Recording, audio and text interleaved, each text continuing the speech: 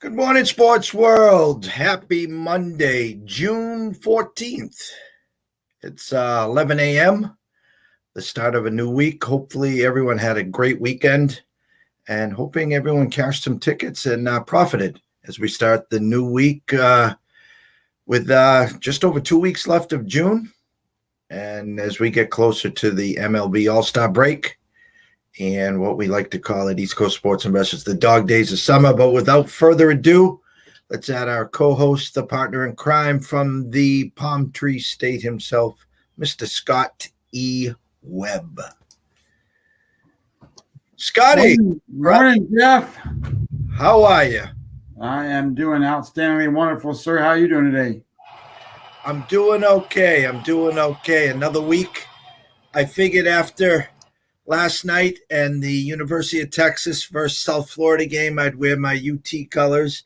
Seeing Arkansas got knocked out stunningly by NC State.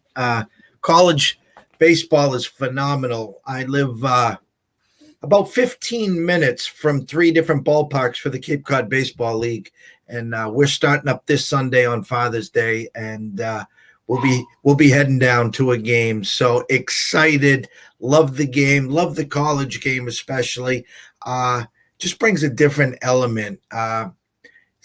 Generally seems like a sense of urgency, a little more sense of urgency, a pep in their step. You follow a lot of college baseball yourself? Obviously you played in the majors. Assuming you played in college, obviously. Background of your thoughts of college, where the game is today. I did a lot of coaching from T-ball all the way up to college. The T-ball, the little leagues, the Babe Ruth, the Legion ball, and then made it to college. How about yourself, Scotty? Yeah, college baseball today is a little different than when I played. Of course, that was, what am I, 52 now or 53? That was 30, 40 years ago. So it is a much different animal today than it was back then. Back then, it was all about discipline, routine, and learn the fundamentals and execute the fundamentals. As a catcher, you got to run down, back up first base on just every play. You got to do all this crazy stuff. And today, when you watch them, they are bat flip crazy. They are strut their stuff and get the stuff. I mean, it's an exciting game to watch. I think that obviously the talent is always getting better and better. I think the game has more structure than a Major League Baseball game. Major League Baseball, the managers go out and they sort of let the kids play, if you want to call it that. And if they don't hustle, they take them out of the game or whatever the reasons that they have for doing whatever they do. But, Major League or college baseball, they still have fundamentals that they really work on. And not that baseball doesn't do that in Major League Baseball. That's what spring training's for. But they don't really do that unless there's a specific reason to address a particular fielder or something in the middle of a season, where you might see a guy out there doing, fungo drills and doing different things on ground balls or fly balls or whatever. To try to help that player. That's what the other developmental leagues, you might want to call them, AAA, AA, college baseball. Those are developmental leagues where when you get to the big leagues, they expect you to, number one, know the game, know the fundamentals, execute the way you're supposed to.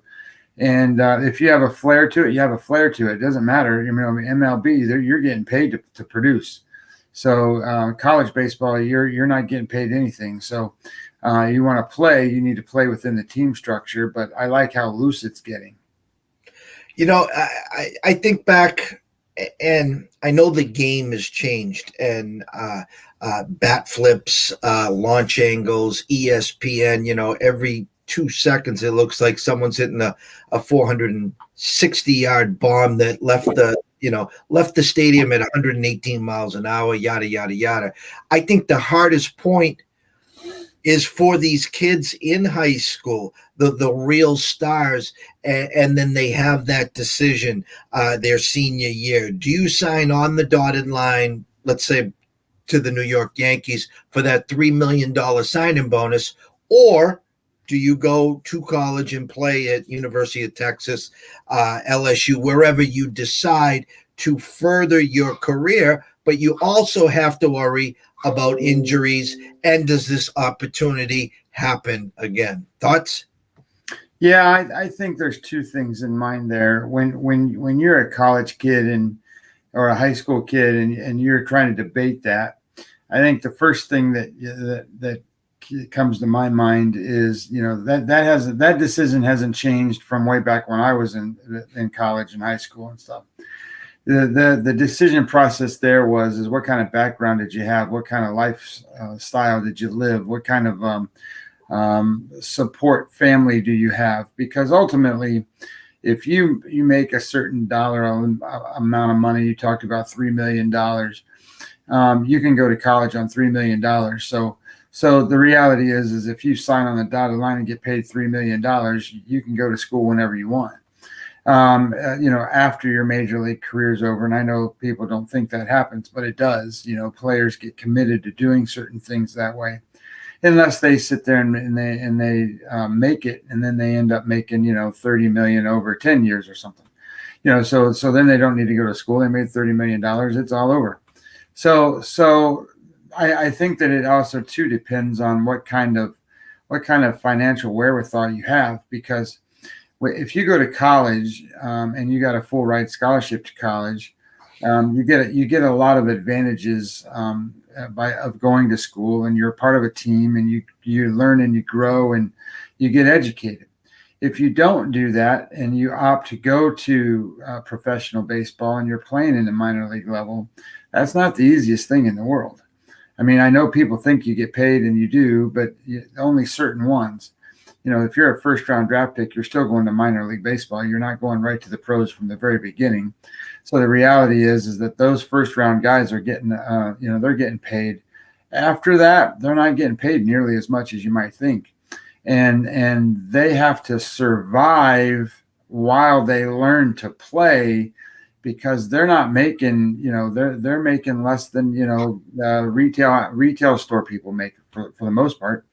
And the truth is that if you have longevity and you can survive because you've had a really good support structure, then maybe that's the right thing to do. I think college is always a great way to go, unless you're a top athlete that got paid in the first round. If you get paid in the first round, you almost don't have a choice. But I don't worry about that injury thing too much. I know people get injured and stuff happens. But the reality is that once you sign, it's a tough way to go, and there are you got you got rookie ball, you got A ball, you got double A, you got triple A, until you finally get to the big leagues, and that's a lot of people in front of you, and you have to keep producing, and you have to keep showing how good you are in an environment where you're riding buses and staying in real cheap hotels and not getting the things that you think you might, per diem of $25 a day. I mean, that's not what you think about when you're a professional athlete. Yeah, I think the war stories, the school buses, the $1,200 a week, 600, 800, whatever it is. And again, it's not the glamorous life. I mean, there's lifers that unfortunately never make it to the bigs, but that was their dream, and they're making a living, a hard living, chasing that dream. But it's not as pretty as it all looks. I just think we're kind of wired to the fact that any professional athlete, it's just all glitz and glitter, puppies, cupcakes, and unicorns, where you see the selected stars living that dream. But for the most part, it's a lot of hard work, and only the true 1%ers make it that way and enjoy that kind of lifestyle. I'm gonna go over to yesterday. If you were a chalk bettor, let's just say you were living the dream. Amazing. Let me take this off the screen now for us. One moment here. Favorites yesterday went 12-3. and Sunday we like to call quicksand Sunday. And it's just amazing when the chalk comes rolling in 12-3. Overs went 6-7-2. The stars lined up. Not to say that one of the big favorites did go down. That was Bieber. I think he ended up closing around minus 230. But for the most part, anyone that was stuck going into Sunday most likely bailed out. After yesterday's results, Scotty, anything stick out to you? Well, I think there's a couple things that you talk about Bieber there, and yeah, he's a great pitcher, but he hasn't been the Cy Young Award type pitcher that he was last year. Now, I always kind of have to refrain my way of thinking here, because when you talk about last year, we talked about this before. It wasn't a year. It was 60 games. He made 12 starts, and he did great in those 12 starts. He's always been a good pitcher, and he's been one of the elite type pitchers, but he's not. How do I say this the right way?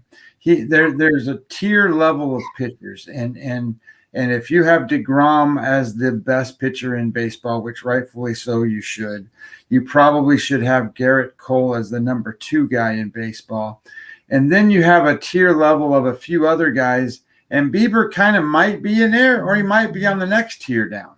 So the expectation level, I think, that we have of Bieber, because he had a lot of strikeouts there for a while, a big strikeout streak, is a little misleading, because he is not I'm not saying he's not an ace, and I'm not saying he's not one of the best pitchers in baseball, but he is not probably top 5 in baseball. He's probably top 10 to 15 in baseball, and yet he gets the money line, the number, like he was Garrett Cole or something. So I think there's a little overreaction sometimes to the way he lines up in these games, and I am always very hesitant to bet on him. As a matter of fact, I would like to bet against him more often than not. And then the other thing that stood out to me yesterday was I think the Arizona Diamondbacks are as bad as everybody says they are. I was against them yesterday. I won that play. But I didn't expect it to be double digits, and I didn't expect, a 10-3 type game. I like that idea that it happened that way. But you go back and you look at some of these teams, and I didn't like Arizona at the beginning of the season, but I certainly didn't think they were going to be bottom of the barrel, behind the Rockies. I thought the Rockies were going to be the bottom of the barrel, and then but right now, that's the way it goes in baseball. They might turn it around and do something, but I'm sure at the trade deadline they might find Ketel Marte somewhere else, and they might bring some other people in for that. I mean, what else can you do? No, I think, and don't quote me on this, but I want to say 17, 18, or 19 straight road games that they have lost. It was almost like following up. I know the Rockies technically have the worst record in baseball on the road. I think they've only won 3 times. But yeah, very alarming, almost as alarming as the bloopers on a daily basis by the Pittsburgh Pirates. Some of those plays that has just been, if I was a owner of that team, I mean, it has to start at the manager. I mean, these are just little league bonehead plays, not touching first. Yeah. Missing the cutoff yesterday or the day before. There was a grounded a shortstop. It goes through his legs. The center fielder chases it in and then doesn't know where to throw, and then ends up not hitting anyone, and it goes all the way back to the backstop. So the guy that gets to first starts to round to go to second, stops, goes back to first, sees the ball miss, round second, no one's on third. So he just walks over to third. It is the bad news bears times 1,000. And as you said, as we're getting close to the break, these teams are going to have to figure out, hey, we're in sell mode. We got to restart, reboot, restructure. Pretty ugly. As for us yesterday at East Coast Sports, we do what we usually do. Our Sunday action parlay. We'll take some leftovers, take a swing, look for an underdog, and put together a couple, decent favorites that we normally wouldn't play, and tie them all together. And it was kind of interesting yesterday, Scotty. As we sweated, and we never should have sweated. Our parlay yesterday. Our dog of the day was the Islanders at plus 175. They go into Tampa and win 2-1, which was obviously great for us. We used a Rondon on the road against the Tigers, and they come through. And our last play to come into cash, a plus 505 for $1 play, the Dodgers. Cruising into the ninth, 5-0. Let's bring in who the hell this guy is. And not only is it single, walk single. So now it's 5-3, bases loaded, no outs, and we bring in Jansen finally. I don't know if Roberts was at the beer stand, the popcorn stand, or the hot dog stand. But, a game that you assume you have won, is one single or one error away from extra innings. We'll close there. Thoughts on the Dodgers? Are they finally putting it together? Are they the team to beat in the NL and overall in baseball? I think they are. They got Bellinger back. Once Seager regains his form and comes back on a regular basis, I mean, this is a team that, has been just like many teams. So don't take it the wrong way.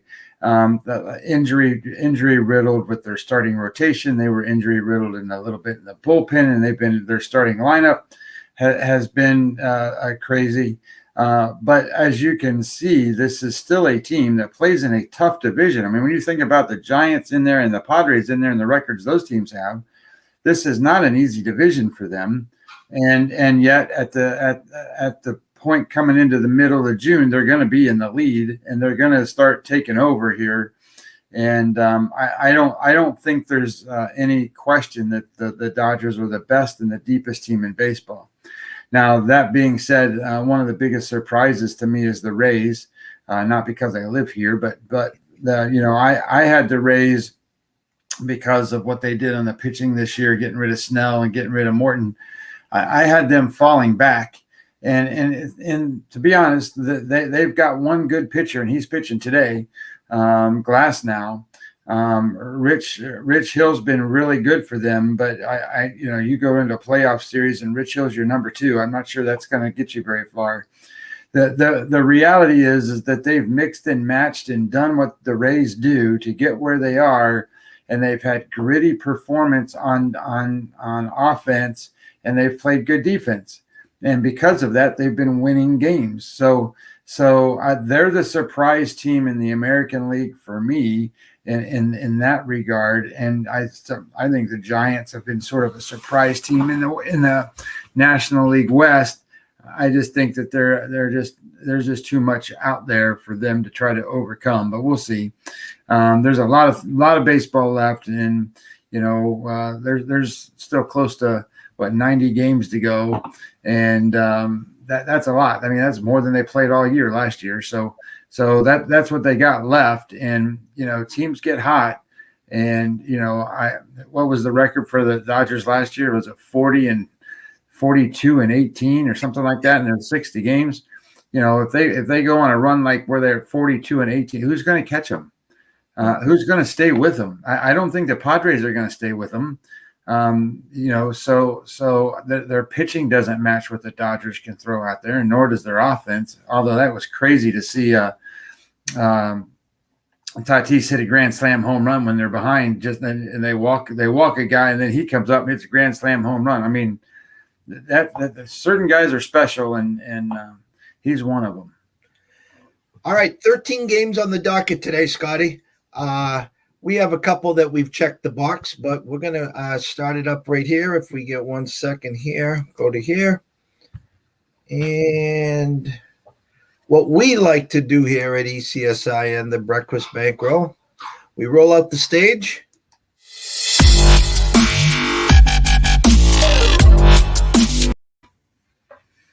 And the board is yours, buddy. Well, I can tell you that I had a rough time with it this time. I'm looking at my picture chart right now as I'm looking at my monitors as I go. I got two monitors in my laptop going on here, and when I tell you red means that a pitcher is in the bottom 1/3 of baseball, and I can tell you that all but just a couple of games, the pitchers are in the red. So I'm looking at a lot of struggling pitchers that are liable to get hit today. So that puts it in a weird spot for me to try to figure out where I can find value.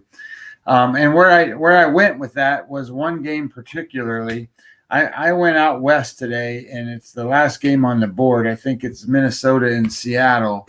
And I'm going to be on the Seattle Mariners today, and I'm going to be taking Gonzalez today against Maeda. And one of the things that I like in these types of situations is when a pitcher comes back off the DL or he comes off the IL, whatever they call it these days, I like to bet against him. And this will be the first start for Maeda in 3 weeks. And the other part to this that I like that's going towards the favor of Seattle is that this is the Seattle's first home game after being on like a 10 or 11 game road trip. Most teams don't have a 10 or 11 game road trip. You know, they break them apart and so forth, but they've been on the road a long time, and this is their first home game.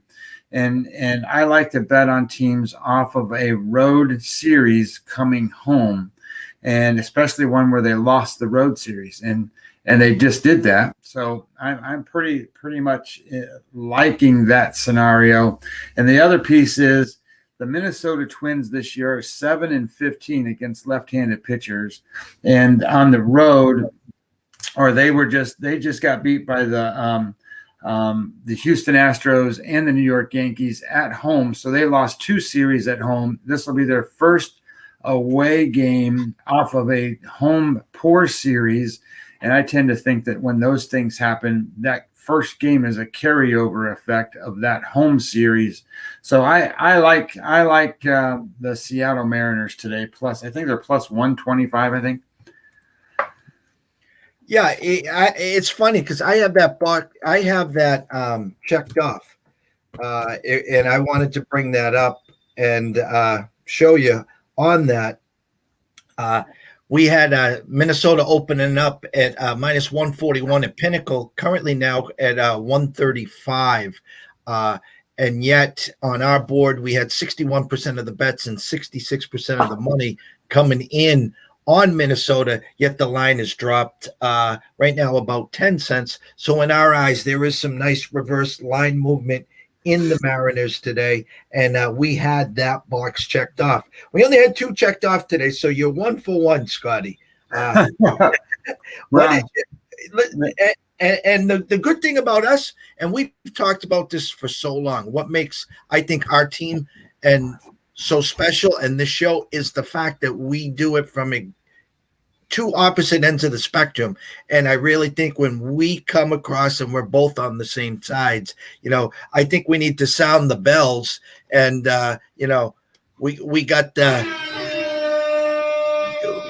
we're on the same side. So everyone listening here, take a look at Seattle plus the 125. No, I agree with that. I mean, the principle of which you do games and the principle of which I do games often put us on the opposite sides of each other. So when we're on the same side, and I don't, charting these games back, and when we talk about them, I don't think we lose many of these games. So the reality is that I feel pretty good about that one. And then the only other game that I was trying to figure out, I kind of like to get in on that Tampa Bay Chicago matchup where you got Glass now and you got Lynn going. And one of the things that I didn't play it, so this isn't a game. It's just sort of a feeling that I have here. One of the things that I have when I look at pitchers is I always talk about they're not robots. So they go out and they throw really, really good. And they throw really, really good game after game after game, and then they have a dud. So it's been 4 times now. Glass now has gone out. I mean, Lance Lynn has gone out before he's had a dud game, and Glass now usually has one about every third or fourth game, and he just had one 3 games ago. So both of them are prime for a dud game. And what I'm looking at is not to pick a side. I'm thinking about, this is an American League game. This is a line of total of 7. And both of these teams are top 10 in offense. I don't think there's. I'm just trying to find a reason not to bet over 7, really. And I get it. These guys are good pitchers, and they won't give up that many runs and all that stuff. But these are 2 competitive teams that are going to scratch out runs, and you would almost think that they could almost scratch out 7 runs with a home run here and a home run there. Looking at that game, I'll go first to the actual spread where we had the White Sox opening up -120, Tampa +100. Currently, right now, the Rays are now -107 and the White Sox -103. We got a 59-41 split on the bets, leaning White Sox, and 67 to 33% money-wise coming in on the White Sox. Yet the line is shifted a 17 cents in the Tampa Bay favor. Again, in our eyes, this is some reverse line movement, some sharper, heavier money coming in on your Rays. And Tampa Bay currently, as we speak here, has checked the box in our eyes as well. So, but to your total, opened up at 7.5, currently at 5% of the bets on the under, but 58% of the bets are on the over. Line opened at 7.5, currently at 7, juiced over 119. So the fact that it did drop a half point, kind of one of those 50-50 splits. You see 2 big names, you assume, what's going to happen is it's going to be a, an hour and 58-minute game and 3-1 final. But both offenses can put runs on the board. And so it's definitely going to be interesting there. But as you talked about the over, Scotty, it is juiced, but you did lose that half run. So it'd be a good time to jump in on the 7 if you are going on that over. Yeah, I don't like it at 7.5, just because you need to win on 8. And if you get to 7, if it's a 4-3 game, at least you get your money back. So it to me, I guess you could fathom or see how this game could be under 7. I mean, how can the line get to 6.5? I don't think it's going to. So I think it might go the other way. I think it might even going up to 7.5 again at some point. But I just think in an American League game, your average score is going to be 9 runs, and in a National League game, your average score is going to be 8. And here we have an American League game at 7. So you're really counting on the offenses getting shut down by these 2 pitchers. And so, for example, Glasnow pitched last year, or I shouldn't say last year, it was 2019's last time he pitched against the White Sox. He won the game. He pitched really good, pitched 7 innings, only gave up 2 hits, no runs. But when you look at the game and with the outcome of the game, it was 9-1. So it doesn't matter sometimes whether the one pitcher does well if the other one gets lit up. And all it takes is one. If one of these guys gets lit up pretty good, you got to think that the managers are going to leave them in there to, get their 100 pitches to in, and then they'll take them out. And if they give up 5-6 runs, then all of a sudden now you got your over potential. Absolutely 100% agree. All right, so we're wrapping this up for today, Monday, June 14th. Amazing. We have halfway point of June, another start of a week. Got 3 weeks left till the All-Star break. We'll be doing a lot more talking about that and the restart, the buyers and sellers in the market as we tiptoe closer to the Hall of Fame game, NFL, and the start of preseason. And before you blink, Scotty, we'll be talking college football and NFL. Final thoughts. Yeah, I'm really looking more forward to college football this year, only in a sense that last year I didn't spend a lot of time with it, just start and stops of leagues. I did spend a lot of time with the NFL, but So I'm really excited about the football season coming up and getting more involved in it this year.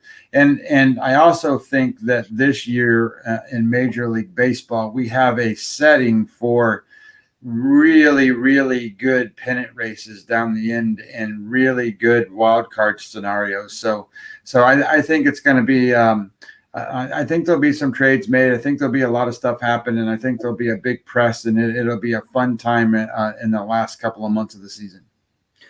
Exactly. We're fired up here at East Coast Sports as well. If you all listening here can just do us a quick favor, run over to YouTube, Jeff Dawson, East Coast Sports Investors, The Breakfast Bankroll. Just hit the subscribe button, turn the notifications on. If you got an extra 5 seconds, write a quick review.